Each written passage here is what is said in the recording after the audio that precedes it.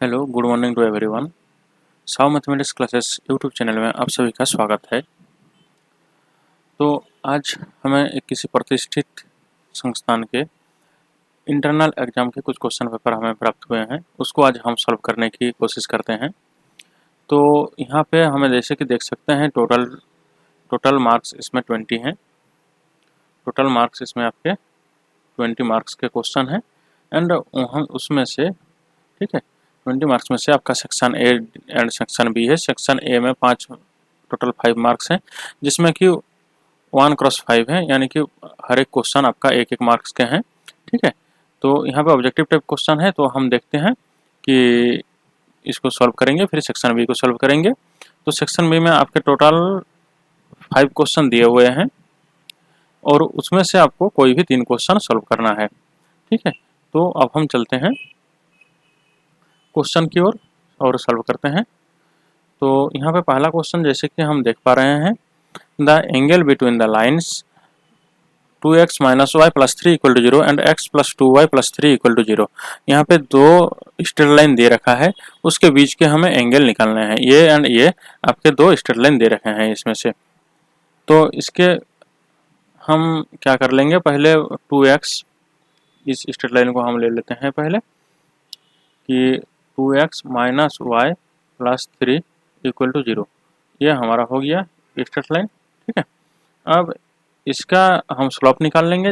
हम जानते हैं कि अगर एक स्ट्रेट लाइन की इक्वेशन ax + by + c = 0 होती है, तो उसकी स्लोप क्या हो जाती है, उसकी स्लोप हो जाती है -a/b। तो हम इसको स्लोप निकाल लेते हैं। तो आपकी स्लोप, इसको हम m1 लिखते हैं। m1 = क्या हो जाएगा, -a यानी कि 2 डिवाइडेड बाय b यानी कि -1, यानी कि इसकी स्लोप हमें कितनी मिल जा रही है, 2। ठीक है, इस तरह से दूसरा आपका जो लाइन दे रखा है स्ट्रेट लाइन x + 2y + 3 = 0, ये दे रखा है। अब यहाँ पे भी हम इसका स्लोप निकाल लेंगे। इसका स्लोप को हम m2 मान लेते हैं एंड इसका स्लोप क्या हो जाएगा, -a/b, यानी कि -a/b = क्या हो जाएगा, -1 डिवाइडेड बाय 2। तो यानी कि इसमें आपका इसका आ गया -½ ठीक है, अब हम क्या कर लेंगे, थीटा निकालेंगे। तो हमें पता है कि tan थीटा = हमारे पास फॉर्मूला है कि m1 - m2 डिवाइडेड बाय क्या होती है, 1 + m1 इंटू m2, ये होती है। तो फिर हम इसको इसमें पुट कर लेते हैं। क्या हो जाएगा, m1 की वैल्यू आपके पास है 2 माइनस, यहाँ पे -½ है तो +½ हो जाएगी, डिवाइडेड बाय 1 प्लस, यहाँ पे देखिए तो क्या हो जाएगा 2 इंटू -½ तो ये आपके यहाँ पे आप देख सकते हैं कि ये 2 एंड 2 कैंसिल हो रहा है, ये 2 एंड ये 2 कैंसिल हो रहा है। यहाँ पे नीचे आपके ऊपर में हमारा रह रहा है 1 + ½ डिवाइडेड बाय 1 - 1, यानी कि ये 1 - 1 आपको क्या दे देंगे, 0। तो कुछ भी डिवाइडेड बाय 0 हो जाता है, तो ये क्या दे देगा, इन्फिनिटी। अब tan theta = infinity, tan theta = infinity, infinity को हम लिख सकते हैं tan π/2। ठीक है, यानी कि हमारा यहाँ पे एंगल कितना हो गया, π/2, और π/2 = कितनी होती है, 90 डिग्री।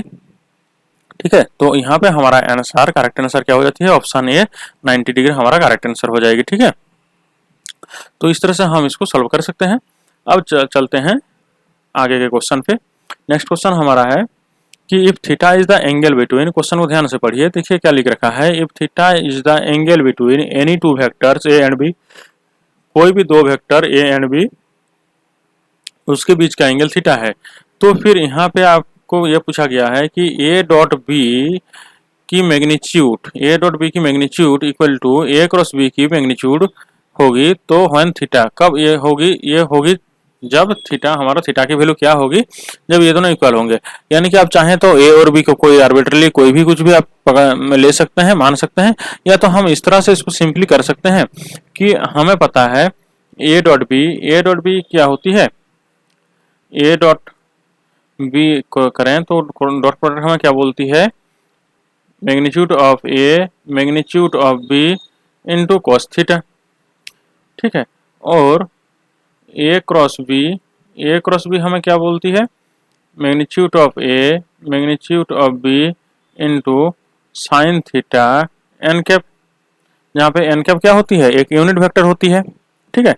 तो फिर हम इसका पहला वाला का मैग्नीट्यूड ले लें, ए डॉट बी की मैग्नीट्यूड ले लें, तो ये आपका क्या हो जाएगा, ए की मैग्नीट्यूड बी की मैग्नीट्यूड इंटू कॉस थीटा, और यहाँ पे ए क्रॉस बी की मैग्नीट्यूड हम ले लें, ए क्रॉस बी की मैग्नीट्यूड हम ले लें, तो यहाँ पे क्या हो जाएगी आपकी magnitude of A magnitude of B sine theta, क्या हो जाएगी साइन थीटा, यहाँ पे आपके sine theta and magnitude of N cap, ये एन कैप आपका यूनिट वेक्टर है, तो इस यूनिट वेक्टर का मैग्नीट्यूड क्या होती है, 1 होती है, तो यानी कि हमें क्या मिल गई, ए की मैग्नीट्यूड बी की मैग्नीट्यूड मल्टीप्लाई साइन थीटा। अब अगर हम यहाँ पे इसको इक्वल करना चाहें, इसको इक्वल करना चाहें किन किन को, इसको एंड इसको इक्वल अगर हम लिखें, यानी कि हम कुछ इस तरह से अगर लिखें कि ए की मैग्नीट्यूड बी की magnitude cos theta equal to A की मैग्नीट्यूड बी की मैग्नीट्यूड मल्टीप्लाई में साइन थीटा, तो यहाँ पे हम देख सकते हैं कि ए की मैग्नीट्यूड बी की मैग्नीट्यूड, इधर भी ए की मैग्नीट्यूड बी की मैग्नीट्यूड कैंसिल हो जाएंगे, यानी कि हमारे पास क्या बच जाएंगे, cos theta equal to sine theta. और क्या कॉस थीटा ये साइन थीटा के इक्वल होती है क्या, कभी नहीं। कब इक्वल होती है, जब theta equal to pi by 4 होती है, यानी कि 45 डिग्री होती है, ठीक है। तो हम जानते हैं कि कॉस 45 डिग्री क्या होती है 1/√2 एंड साइन 45 डिग्री भी होती है 1/√2, यानी कि ये दोनों बराबर होते हैं, यानी कि 45 एंगल पे ही ये दोनों इक्वल होते हैं। तो फिर यहाँ पे हमारा ऑप्शन बी सही हो जाएगा, पाई/4, ठीक है। बाकी किसी भी एंगल पे sign theta and cos theta equal नहीं होती है, जैसे कि कॉस 0 डिग्री पे देख लीजिए, कॉस 0 डिग्री पे कॉस 0 1 होती है, जबकि साइन 0 0 होती है। इस तरह से ये इक्वल नहीं होंगे, सिर्फ पाई/4 पे ही इक्वल होते हैं, यानी कि ऑप्शन बी हमारा सही हो जाता है। तो इस तरह से हम चलते हैं नेक्स्ट क्वेश्चन की ओर। तो नेक्स्ट क्वेश्चन हमें दे रखा है कॉम्बिनेशन परमुटेशन या तो बाइनोमियल चैप्टर से। यहाँ पे आप देख सकते हैं which of the following is false, ध्यान रखिएगा इसमें उन्होंने फॉल्स मेंशन कर रखे हैं, हमने ये फॉल्स देखना है हमें, ठीक है। तो फिर यहाँ पे उन्होंने क्या बता रखे हैं 5c3 इक्वल टू 5c2, क्या ये बराबर होती है, एक बार के लिए हम देख लेते हैं 5c3 इक्वल टू 5c2 क्या होती है। हमें ये फॉर्मूला हमने पढ़ा है NCR इक्वल टू NCN-R, तो इसमें अगर हम देखें कि 5c3 इक्वल टू हम लिख सकते हैं 5c5-3 यानी कि 5c2, यानी कि इसकी वैल्यू भी हमें निकालने की जरूरत नहीं हुई, हम इस प्रॉपर्टी की यूज करते हुए हम इसको पता कर सकते हैं कि 5c3 और 5c2 इक्वल होती है। आई थिंक ये क्लास में बताया गया होगा हर बार एग्जाम्पल में। फिर ये आती है, इस दूसरा दे रखा है NCN इक्वल टू 1, क्या ये सही है, तो फिर हमें यहाँ पे फॉल्स बताना है, ध्यान दीजिएगा। तो NCN के लिए वैल्यू 1 होती है, ये हम फिर भी आपको प्रूव करके दिखा देते हैं, क्या होती है n factorial divided by NCR क्या होती है n factorial divided by r factorial into n minus r factorial, ये NCR की फॉर्मूला है। तो NCN क्या हो जाएगी n factorial into n minus n factorial, तो यहाँ पे आपका n फैक्टोरियल कैंसिल हो रहा है, यानी कि ऊपर में 1 नीचे n माइनस 1 यानी कि 0 फैक्टोरियल की वैल्यू 1 होती है, यानी कि ये 1 आ गई, यानी कि ये आपका सही है, तो ये आपका आंसर में नहीं आएगा। फिर आते हैं NPN, अब NPN क्या होती है, NPN दे रखे हैं, NPN हमें पता है कि n फैक्टोरियल, NPR क्या होती है, NPR होती है n factorial divided by n minus r factorial, ठीक है। तो फिर NPN क्या हो जाएगा n factorial divided by n minus n factorial, यानी कि n माइनस n तो 0 हो गया, यानी कि 0 फैक्टोरियल 1 हो गया, तो फिर यहाँ पे आ जाती है n फैक्टोरियल। तो इतनी सी आसान थी, तो यहाँ पे यानी कि ये भी सही है, तो हमें बताना है फॉल्स, तो ये फॉल्स नहीं है। अब आते हैं, यानी कि हमें चौथा चेक करने की भी जरूरत नहीं है, जब तीनों सही हो गई तो ऑब्वियसली चौथा हमें फॉल्स निकलेगा। फिर भी एक बार हम चेक करते हैं कि NC1 क्या होती है। हम चलते हैं NC1, तो यानी कि n factorial divided by r factorial यानी कि 1 factorial into n minus 1 factorial. अब इसमें आते हैं, तो यहाँ पे हो गया हमारा n factorial divided by n minus 1 factorial, n factorial को हम लिख सकते हैं n इंटू n माइनस 1 की फैक्टोरियल, ठीक है, डिवाइडेड बाय नीचे है n माइनस 1 की फैक्टोरियल, यानी कि ये आपके कैंसिल आउट हो गए, हमारे पास बचे n, यानी कि NC1 इक्वल टू हमें NC1 इक्वल टू हमें क्या मिल गया, NC1 इक्वल टू हमें n मिल गया, जबकि यहाँ पे उन्होंने क्या दे रखे हैं यहाँ पे उन्होंने नॉट इक्वल टू n दे रखे हैं, देखिए यानी कि उन्होंने यहाँ पे गलत दे रखे हैं। ठीक है, तो इस हिसाब से हमारा ऑप्शन डी करेक्ट हो जाएगा। ऑप्शन डी हमें, क्योंकि हमें फॉल्स बताना था, तो ऑप्शन डी हमारा आंसर हो जाएगा। ठीक है, अब आते हैं नेक्स्ट क्वेश्चन की ओर। नेक्स्ट क्वेश्चन हमें कुछ इस तरह से दे रखा है आपका, ये भी स्ट्रेट लाइन का क्वेश्चन है। Distance between the parallel lines, दो पैरेलल लाइन दे रखे हैं, उसके बीच के डिस्टेंस हमें बताने हैं। ठीक है, तो देखते हैं इसका हम किस तरह से निकालेंगे। इसके फॉर्मूला हमारे पास अवेलेबल होने चाहिए। तो यहाँ पे दो आपका स्ट्रेट लाइन है, दो स्ट्रेट लाइन और वो भी पैरेलल है, यानी कि 3x plus 4y minus 5 equal to 0 है। दूसरे आपके हैं 3x plus 4y minus 10 equal to 0। अच्छा, स्ट्रेट लाइन के जनरल फॉर्मूले क्या होते हैं? ax plus by plus c equal to 0, ये आपके स्ट्रेट लाइन के जनरल फॉर्मूला होते हैं। तो यहाँ पे हम देख सकते हैं कि दोनों इक्वेशन में a और b की वैल्यू बराबर है। हम जानते हैं जहाँ पे a और b की वैल्यू, दो स्ट्रेट लाइन की इक्वेशन ऐसी मिले जहाँ पे a और b की वैल्यू बराबर होती है, तो ऐसे स्ट्रेट लाइन को हम क्या बोलते हैं? पैरेलल लाइन बोलते हैं। तो यहाँ पे आपकी a इक्वल टू 3 है एंड b इक्वल टू 4 है। ठीक है, और c की वैल्यू पहला वाला को हम ले लेते हैं c1, तो c1 इक्वल टू हमने -5 लिख लिया। दूसरे इक्वेशन को हम c2 मान लेते हैं, उसमें c की वैल्यू जो है उसको हम -10 दे रखा है। तो इस तरह से हमने a, b और c की वैल्यू देख लिया। अब हमें स्ट्रेट लाइन के बीच की दूरी निकालने के लिए, दो पैरेलल लाइन के लिए हम क्या करते हैं? Mode of c1 minus c2। Mode क्यों लेते हैं जी? मोड इसलिए लेते हैं ताकि हमें लेंथ नेगेटिव नहीं होती है। तो फिर c1 माइनस c2 और यहाँ पे square root of a square plus b square, यही तो होती है फॉर्मूला।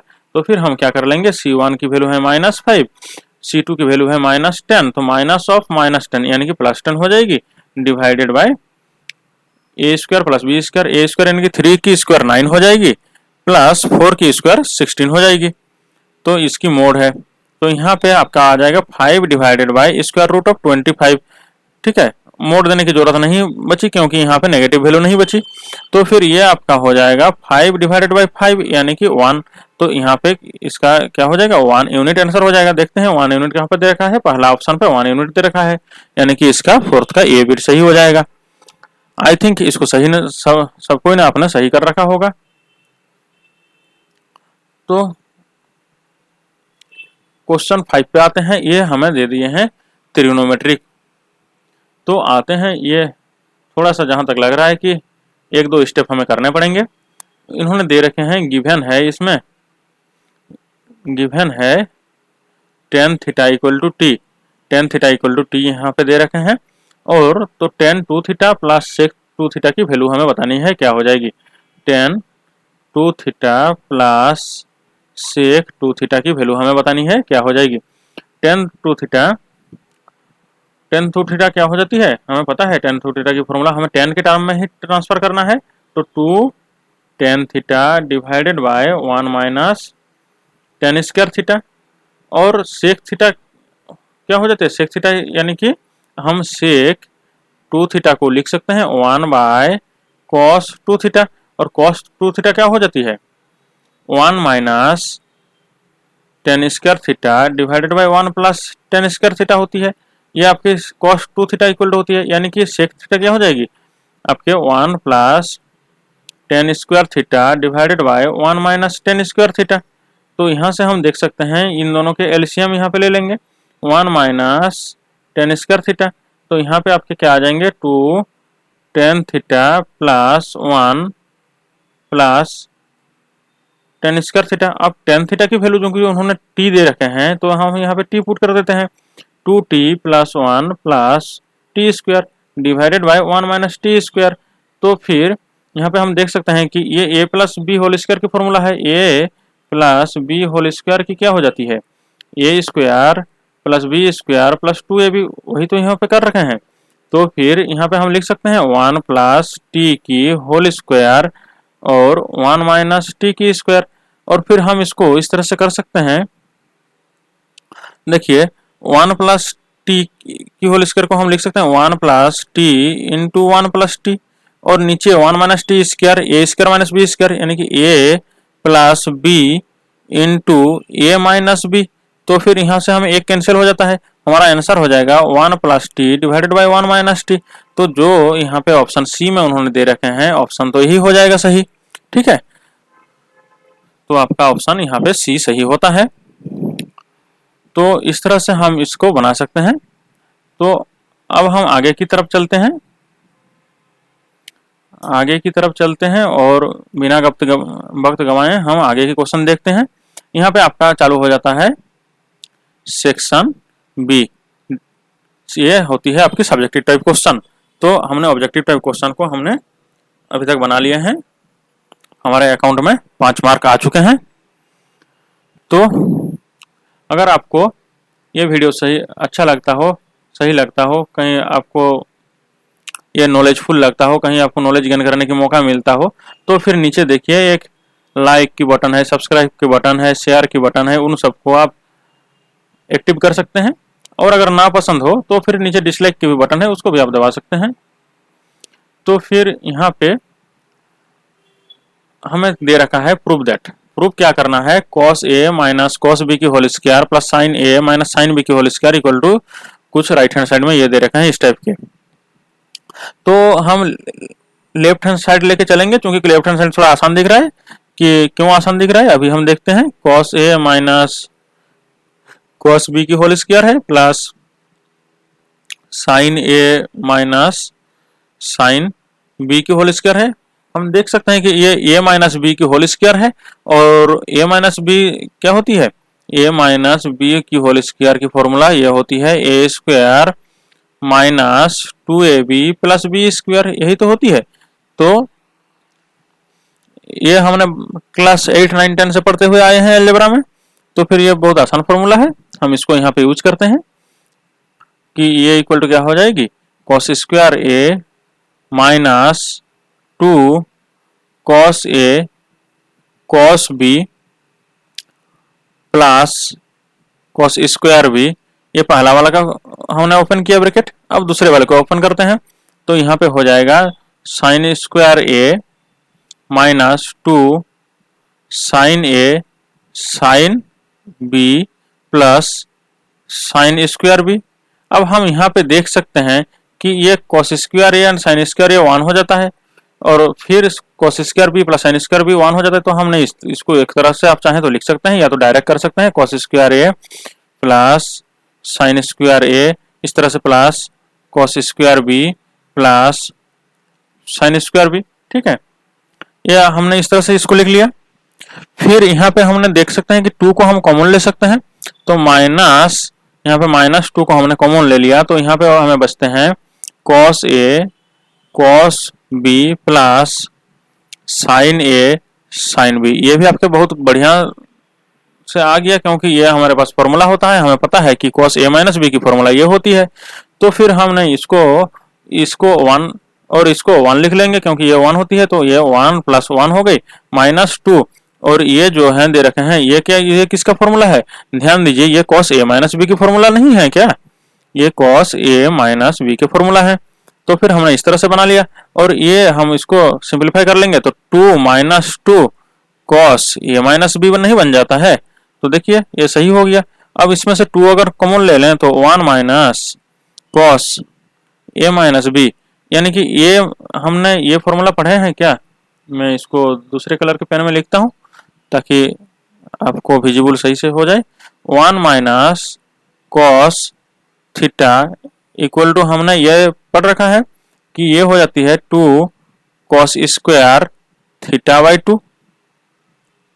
तो यानी कि हम इसको लिख सकते हैं, इसको हम लिख सकते हैं 2 cos स्क्वायर नहीं जी, ये होती है 1, उसमें प्लस में होगी, ये 2 sin स्क्वायर थीटा बाई 2 होती है। तो फिर 2 इसमें हो जाएंगे sin square a minus b। I think इसमें स्पेस की कमी हो जाएगी, तो स्पेस की कमी हो जाएगी क्या, तो इसमें हम लिखते हैं ये हो जाएगी आपके sin square 2 sin square A minus B divided by 2, और आगे यहाँ पे 2 था, यानी कि ये हो जाएंगे 4 sine square A minus B by 2। यही तो है आपके RHS राइट हैंड साइड के। तो इस तरह से हमने इसको प्रूव कर सकते हैं। ठीक है, तो यहाँ से हमें 3 मार्क्स गेन हो जाएंगे। अब हम आते हैं नेक्स्ट क्वेश्चन, उन्होंने क्या दे रखे हैं, जरा हम नेक्स्ट क्वेश्चन पे चल के देखेंगे। नेक्स्ट क्वेश्चन कुछ इस तरह से दे रखे हैं उन्होंने, एक छोटा सा क्वेश्चन है, sine A equal to half दे रखे हैं। हमारे पास गिवन क्या है, गिवन क्या है कि साइन ए की वैल्यू हमें हाफ दिया हुआ है, और तो हमें कितना निकालना है, साइन 3a की वैल्यू निकालना है। और हमें पता है कि साइन 3a क्या होती है, साइन 3a आपको ज्ञात होनी चाहिए कि साइन 3a क्या है, कि sine 3 sine a minus 4 sine cube a हमने पढ़ रखा था ये फॉर्मूला। हाँ जी, त्रिकोण की फॉर्मूला थोड़ा याद करते रहिए हर दिन, ये अदरवाइज ये याद नहीं रहती। 3 sine a minus 4 sine cube a। अब यहाँ पे हम इसको देख सकते हैं क्या, साइन a की वैल्यू हमें पता है हाफ, यानी कि 3 इंटू हाफ हो जाएगी, माइनस 4 इंटू ये साइन a की, यानी कि sine a into sine a into sine a है, यानी कि हाफ की पावर 3 हो जाएगी। तो यहाँ पे 3/2 माइनस 4 इंटू 1/8 हो जाएंगे। ठीक है, ये 4 ये यहाँ से 2 से कैंसिल आउट हो जाएंगे, यानी कि 3/2 माइनस हाफ, यानी कि नीचे एलसीएम आ जाएंगे 2 3 माइनस 1, यानी कि यहाँ पे 2/2 इक्वल टू 1 आपके आंसर हो जाएंगे। ठीक है, कोई प्रॉब्लम? तो इतना ही था यहाँ करने के लिए। अब आते हैं नेक्स्ट क्वेश्चन की ओर। नेक्स्ट क्वेश्चन हमें यहाँ पे क्वेश्चन नंबर 7 चालू हो गई। इसमें उन्होंने दे रखे हैं एक ही क्वेश्चन, बस छोटे से क्वेश्चन है, बहुत आसानी से बन जाएगा मुझे जहाँ तक उम्मीद है। बाइनोमियल थ्योरम की यूज करना है। तो हमें पता है कि बाइनोमियल थ्योरम क्या होती है, हम जानते हैं कि आपके पास क्या हो जाती है, अगर a प्लस बी की पावर n रहे तो n की जगह हम सीधा 4 यहाँ पे पुट करते हैं और चलते हैं, तो क्या हो जाएगा 4c0 प्लस 4c, हाँ 4c0 a की पावर में n। ठीक है, a की पावर में n यानी कि a की पावर में 4, फिर b की पावर में 0 प्लस 4c1 a की पावर में 3 b की पावर में 1 प्लस 4c2 a की स्क्वायर b की square plus 4c4 a into a की पावर में यानी कि 1 और b cube, sorry 4c3 and 4c4 a की पावर में 0 b की पावर में 4। इस तरह से ये हो जाएंगे। अब हमें इसमें हम क्या कर सकते हैं, a और b की वैल्यू पुट कर देते हैं। तो ये a की वैल्यू क्या है हमारा x, ये है a की वैल्यू एंड ये है b की वैल्यू। तो इसको हम पुट करते हुए आगे बढ़ते हैं। तो यहाँ पे हम उसको पुट करने से पहले ये हम कॉम्बिनेशन की वैल्यू अगर निकाल लें तो फिर अच्छी बात है। 4c0 हमने जानते हैं चूंकि nc0 हो जाती है 1 इक्वल टू ncn भी आपकी 1 हो जाती है। तो यानी कि आपकी 4c0 equal to 4c4 equal to 1 हो जाएगी। और यहाँ पे आप देख सकते हैं कि 4c1 और 4c3 आपको इस प्रॉपर्टी को सेटिस्फाई करते हैं, ncr equal to ncn minus R, यानी कि इसमें से हम बता सकते हैं कि 4c1 इक्वल टू 4c3 हो जाएगी। और हम जानते हैं कि nc1 इक्वल टू कितना हो जाती है, हाँ जी nc1 इक्वल टू हमारे पास हो जाते हैं n। हमने यहीं पे तो उसको देखा था पहला क्वेश्चन में, कौन सा था जी, आई थिंक हाँ इसमें था, nc1 की वैल्यू हमने निकाला था, nc1 इक्वल टू n हो जाती है। तो इस तरह से हम यहाँ पे कर सकते हैं। तो वहाँ गया जी, इसमें nc1 इक्वल टू 1 हो जाती है, n हो जाती है, यानी कि 4c1 की वैल्यू आपकी 4 हो जाएगी एंड 4c3 की वैल्यू आपकी 4 हो जाएगी। ठीक है, तो और आपके पास बचा 4c2, तो 4c2 की वैल्यू हम निकाल लेते हैं 4 डिवाइडेड बाय r फैक्टोरियल, यानी कि r फैक्टोरियल, यानी कि इसमें आपके पास हो जाएंगे 2 फैक्टोरियल। ठीक है, तो 2 फैक्टोरियल की वैल्यू 2 है इंटू 4 माइनस 2, यानी कि वो भी 2 फैक्टोरियल यानी कि 2 हो गई। ठीक है, तो इस तरह से n 4 फैक्टोरियल ये। ठीक है, तो 4 फैक्टोरियल की वैल्यू 24 डिवाइडेड बाई 4, यानी कि इसमें आपके पास कितने आ गए 6 आ गए। तो इस तरह से हम इसको यहाँ पे लिख सकते हैं कि ए की पावर में 4 प्लस n यानी कि 4 a cube b plus 6 a square b square and plus 4 a b cube and यहाँ पे आपके आ जाएंगे plus b to the power 4। अब ए और बी की वैल्यू हम पुट कर देते हैं। ए की वैल्यू है x/2 की पावर में 4 प्लस 4x/2 की पावर में cube into B 2/x plus 6x/2 की स्क्वायर एंड 2/x की स्क्वायर। ठीक है, ये तो बढ़िया दिख रहा है, ये तो कैंसिल आउट हो जाएंगे, 1 बन जाएंगे। अब इतना तक हो गया, प्लस क्या हो जाएंगे, मैं एक बार चेक कर लेता हूँ आपके यहाँ तक विजिबल हो रहे हैं कि नहीं नीचे तक, अदरवाइज मैं लिखते जाऊंगा आपको शो नहीं करेगा। एक सेकंड जी, शो हो जाएगा। ठीक, तो यहाँ पे प्लस 4 ए बी क्यूब यानी कि 4 ए की वैल्यू है आपका x/2 एंड बी की वैल्यू है आपके 2/x। ठीक है, प्लस बी की पावर में 4 यानी कि 2/x की पावर में 4। अब इसको हम सॉल्व कर लेते हैं। इसको हम सॉल्व कैसे कर लेंगे, मैं आपको आता हूं नेक्स्ट पेज में।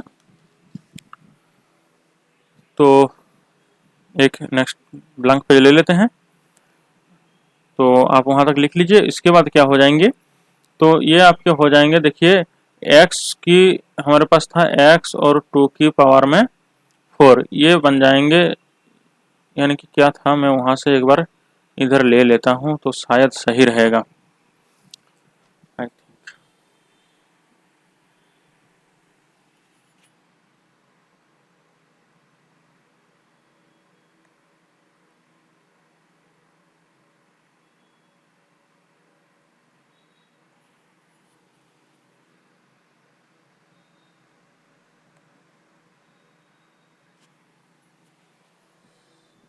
तो हमारे पास हमने उधर इतना कर रखा था, पिछले में हमने ये कर रखा था, तो यहाँ से हमने यहाँ पे देख सकते हैं क्या हो जाएगा कि ये आपके x⁴ divided by 16 plus 4 into x की क्यूब डिवाइडेड बाई 8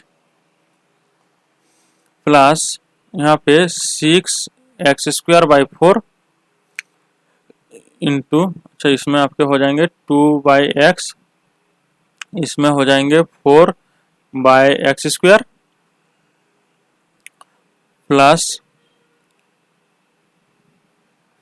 इसमें क्या था जी 4, ये कुछ गड़बड़ लग रहा है, यहाँ पे क्यूब, इसमें क्यूब हो जाएगा। ठीक है, तो यानी कि ये आपके हो जाएंगे 4x/2 into 8 divided bye x की क्यूब, फिर इसमें आपके आ जाएंगे 16 डिवाइडेड बाय x की पावर 4। तो ये आपके कितने बन गए, इक्वल टू x की पावर में 4 डिवाइडेड बाई 16 और प्लस ये आपके कैंसिल हो जाएंगे, ये कैंसिल हो जाएंगे, तो यहाँ पे x³ और नीचे x है, यानी कि ये आपके पास हो जाएंगे x² प्लस ये तो इधर से ये कैंसिल हो जाएंगे, ये आपके पास बचेंगे 6 प्लस ये आपके पास हो जाएंगे 2, यहाँ से 2 कैंसिल हो जाएंगे, तो यहाँ पे 8 इंटू 2 यानी कि 16 डिवाइडेड बाई x³ नीचे है, ऊपर में x है, यानी कि x² हो जाएगा प्लस 16/x⁴। ये आपके आंसर बन गए। ठीक है, तो यहाँ से हमने 5 मार्क्स गेन कर लिया। तो फिर इस तरह से हम आगे बढ़ते हैं और आगे नेक्स्ट क्वेश्चन की ओर आते हैं। नेक्स्ट क्वेश्चन 7 नंबर कहाँ चला गया जी, अच्छा ये 7 खत्म हुआ, 7, तो यहाँ पे आपके पास आ गए 8। तो 8 के ए बिट में इन्होंने दे रखे हैं, find the length of the perpendicular from the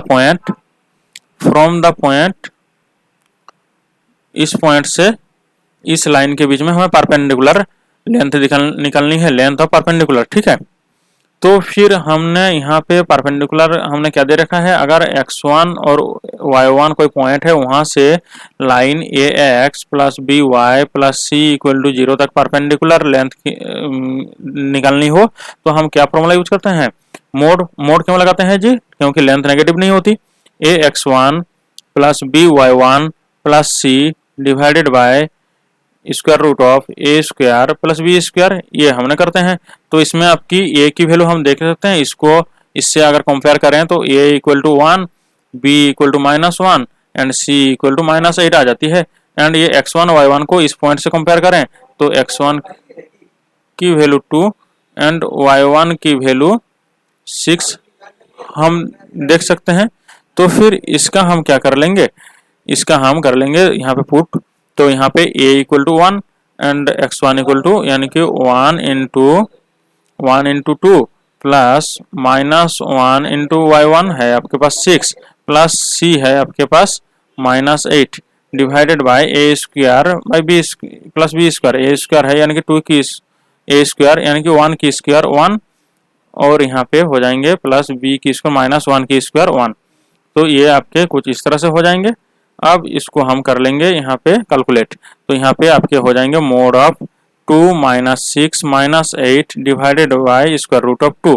ये आपके पास आ जाते हैं 14 + 2 - 14 यानी कि आपके पास आ जाएंगे -12 बाय रूट 2। तो यहाँ पे नेगेटिव देख सकते हैं, मोड है हमें पॉजिटिव हो जाएगा 12 बाय रूट 2। यहाँ तक आंसर छोड़ सकते हैं, या तो चाहें तो इसको हम लिख सकते हैं 6 into root two divided by root 2 यानी कि ये आपके 6 रूट 2 आंसर हो जाएंगे। तो आप चाहें तो यहाँ पे आंसर छोड़ सकते हैं, चाहें तो आप यहाँ पे आंसर छोड़ सकते हैं, दोनों ही सही है। ठीक है, बस इतना ही करना था, हमें 2.5 मार्क्स मिल गए। तो अब हम आते हैं नेक्स्ट क्वेश्चन की ओर। नेक्स्ट क्वेश्चन हमें इसके बी पॉइंट में आते हैं, क्वेश्चन नंबर 8 के बी पॉइंट में find the equation of A line passing through 3 - 4 and having slope. यहाँ पे स्लोप दे रखा है और एक पॉइंट दे रखा है, तो हम स्लोप पॉइंट फॉर्म को यूज कर सकते हैं। इसका स्ट्रेट लाइन का इक्वेशन निकालने के लिए स्लोप पॉइंट फॉर्म क्या होती है कि y - y1 equal to m x - x1। अगर आपने इतना भी लिख दिया तो फिर आपको 1 मार्क्स मिलना कंपलसरी है, 1 मार्क्स मिलेंगे ही। ठीक है, तो फिर यहाँ पे आपके y1 कितना है, y1 है हमारे पास -4 एंड x1 है हमारे पास 3 एंड स्लोप m की वैल्यू है हमारे पास 3/2। तो फिर हम यहाँ पे कर लेंगे y माइनस ऑफ -4 यानी कि +4 इक्वल टू m है हमारे पास 3/2, x - x1 है 3। तो ये आपके पास हो जाएंगे। इसको हम अगर सॉल्व कर लें 2y + 4 इक्वल टू 3x - 3 यानी कि हमारे पास आ जाएंगे 2y + 8 इक्वल टू 3x - 9। तो यहाँ पे आपके पास आ जाएंगे यानी कि 3x - 2y - 17 इक्वल टू 0। कोई प्रॉब्लम नहीं, आपके पास इतने आंसर हो जाते हैं। तो किसी किसी ने अगर इसको 2y को आगे रखे हैं तो 2y - 3x + 17 इक्वल टू 0। ठीक है, या तो आप इसको इस तरह से भी लिख सकते हैं 2y - 3x इक्वल टू -17। तो जैसे भी लिखिए, ये सारे आंसर आपके बराबर हैं, सारे सही हैं। तो ठीक है, तो ये क्वेश्चन हम सॉल्व कर चुके हैं। अब हम आते हैं नेक्स्ट क्वेश्चन की ओर। नेक्स्ट क्वेश्चन हमें मिल जाते हैं एक वेक्टर से। हमें यहाँ पे निकालने क्या दिया गया है, फाइंड p लिख रखा है, बोल्ड लेटर पे p कर रखे हैं उन्होंने। तो फाइंड p इफ वेक्टर, दो वेक्टर्स दे रखे हैं, एक वेक्टर ये है दूसरा वेक्टर ये है, आर एट राइट एंगल यानी कि परपेंडिकुलर हैं दोनों। राइट एंगल्स का मतलब 90 डिग्री और 90 डिग्री का मतलब परपेंडिकुलर। तो कंडीशन ऑफ परपेंडिकुलरिटी क्या होती है कि उसके डॉट प्रोडक्ट 0 हो जाएंगे। तो उसके डॉट प्रोडक्ट, हम इसको डॉट प्रोडक्ट निकालते हैं। दो वेक्टर दे रखे हैं 2i + 2j, ठीक है, प्लस p के, ये एक वेक्टर हो गया। डॉट दूसरा वेक्टर हमारे पास है 3i - j + 2k। तो ये दो वेक्टर हो गया। दो वेक्टर की डॉट प्रोडक्ट 0 होनी चाहिए। यही तो कहती है कंडीशन ऑफ परपेंडिकुलरिटी, क्या कहती है कि दोनों के डॉट प्रोडक्ट 0 होने चाहिए। तो यहाँ पे इसको डॉट प्रोडक्ट हम कैसे करते हैं, i के कोफिशिएंट एंड j, i के कोफिशिएंट दोनों जगह i के कोफिशिएंट को हम मल्टीप्लाई करते हैं, j के कोफिशिएंट को मल्टीप्लाई करेंगे, फिर k के कोफिशिएंट को मल्टीप्लाई करेंगे और तीनों का एडिशन करेंगे यानी कि साम निकाल लेंगे। तो यहाँ पे 2 × 3 आपके पास हो जाएंगे 6 प्लस 2 और -1 यहाँ पे हो जाएंगे -2 प्लस p और 2 यानी कि 2p हो जाएंगे इक्वल टू 0। यानी कि यहाँ पे आपके पास आ जाते हैं 4 + p इक्वल टू 0। काफ़ी स्टूडेंट ने यहाँ पे गलती करते हैं कि 2 इक्वल टू 4 कर देते हैं, लेकिन 4 नहीं होगा, यहाँ पे -4 होगा क्योंकि ये लेफ्ट हैंड से राइट हैंड की ओर जा रही है, प्लस पॉजिटिव साइन है, नेगेटिव साइन में बदल जाएगी। तो ठीक है, तो यहाँ पे p इक्वल टू आपके पास कितना आ जाएंगे -2, ये आपके आंसर हो जाते हैं। p इतने आपके ये आंसर हो जाएंगे। तो p की वैल्यू कितनी हो जाएगी, -2 हो जाएगी। इस तरह से हम इसकी वैल्यू हम कैलकुलेट कर सकते हैं।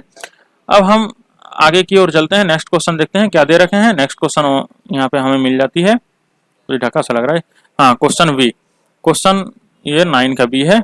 तो क्वेश्चन 9 का भी हमें कुछ इस तरह से मिलता है कि लेट ए एक वेक्टर दे रखा है, बी एक वेक्टर दे रखा है, बी 2 वेक्टर से लिख रखे हैं इन्होंने, और यहाँ पे सी इक्वल टू कुछ कुछ उन्होंने दे रखे हैं। क्या दे रखे हैं, ए प्लस बी और ए माइनस बी के क्रॉस प्रोडक्ट कर रखे हैं, और हमें फिर बताए हैं, बहुत लंबा क्वेश्चन दे रखे हैं लगता है। देन फाइंड मैग्नीट्यूड ऑफ सी, फिर सी के मैग्नीट्यूड निकलने हैं। अरे बाप रे, बहुत लंबा क्वेश्चन है। देखते हैं एक बार, हमें ये दे रखे हैं, आखिरकार करना तो है ये हमें सॉल्व, चाहे कुछ भी आ जाए। ये आई प्लस जे प्लस के, फिर यहाँ पे बी दे रखे हैं आई प्लस 2j प्लस 3k, ये दे रखे हैं। हमें निकालना है पहले a प्लस बी, थोड़ा थोड़ा करके निकालते हैं, देखते हैं कहाँ तक हम निकाल पाएंगे। a प्लस बी हमें क्या हो जाएगी, यहाँ पे हो जाएगी 2i cap plus 3j cap plus 4k cap. फिर हम निकालते हैं a माइनस बी, ध्यान दीजिए क्या a माइनस बी, और किसी ने अगर b माइनस ए गलती से निकाल दिए तो ये गलत हो जाएगी, b माइनस ए नहीं निकालना है, a माइनस बी निकालनी है। a minus B equal to क्या हो जाएगी, देखिए यहाँ पे i कैप 0 हो जाएंगे, और यहाँ पे j माइनस 2j यानी कि माइनस j, फिर ये k और यहाँ पे -3k यानी कि -2k। अब इतना सब हमें बहुत आसानी से निकल गया। अब हमें निकालना है cross product, a plus B की वैल्यू निकल गई, a माइनस बी की वैल्यू निकल गई, हमें अब निकालना है ये क्रॉस प्रोडक्ट। तो हम यहाँ पे आते हैं, क्या लिखेंगे, a, तो यहाँ पे हम लिख सकते हैं c equal to a plus B cross a minus B. तो क्रॉस प्रोडक्ट निकालने के लिए हम क्या करते हैं, डिटर्मिनेंट की ओर रुख करते हैं। डिटर्मिनेंट क्या है, i j k, इसमें पहले a प्लस बी के i j के कोफिशिएंट लिखेंगे। a प्लस बी हमारे पास क्या है 2 3 4, यानी कि हम इसमें लिखेंगे 2 3 एंड 4। फिर इसमें देखिए a माइनस बी में बड़ी गड़बड़ से आ रखा है, i नहीं है, यानी कि i के कोफिशिएंट 0 हैं। फिर j है -1, k है -2, इतना हम निकाल लेंगे। इतना निकाल लेंगे तो इसके हम क्या कर लेंगे, डिटर्मिनेंट निकाल लेंगे। डिटर्मिनेंट निकाल लेंगे तो यहाँ पे हम देख सकते हैं किस तरह से डिटर्मिनेंट आएगा आपका, जरा निकालिए तो इसको। तो यहाँ पे आपके आ जाएंगे i के साथ में आ जाएंगे, यहाँ पे देखिए -6, ठीक है, -6 और +4 आ जाएंगे। फिर k के साथ आपके पास आ जाएंगे, k में माइनस होती है, k में माइनस होगी, सॉरी j में माइनस होगी, j के साथ आपके पास आ जाएंगे इधर 0 माइनस ऑफ -4, 0 माइनस नहीं जी, ये -4 प्लस 0 ये आ जाएंगे। फिर यहाँ पे प्लस k में आ जाएंगे आपके पास -2, ठीक है, -2 और 0, तो ठीक है इतना आ जाएंगे, यानी कि हमारे पास आ गए कितने, ये हो गए -2i प्लस 4j -2k। और यहाँ पे ये हमें क्या मिल गया, ये c। अब फिर इसका मैग्नीट्यूड निकालना है, बड़ी मेहनत है। c की मैग्नीट्यूड आपके पास ये आ जाएंगे, क्या होते हैं, -2 की स्क्वायर प्लस 4 की स्क्वायर फिर -2 की स्क्वायर, फिर यानी कि ये आपके पास कितना आ जाएंगे 4 प्लस 16 प्लस 4, यानी कि आपके आंसर कितने आ जाएंगे, स्क्वायर रूट ऑफ 24, क्या आ जाएंगे, स्क्वायर रूट ऑफ 24, ये आपके आंसर हो गए। तो ठीक है, इतना हमें करना था।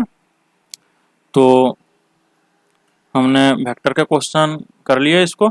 अब आते हैं नेक्स्ट क्वेश्चन में। नेक्स्ट क्वेश्चन मुझे लगता है कि ये लास्ट ही क्वेश्चन है। तो लास्ट क्वेश्चन, इसमें त्रिगोनोमेट्री आ चुका है, फिर से काफी आसान है त्रिगोनोमेट्री,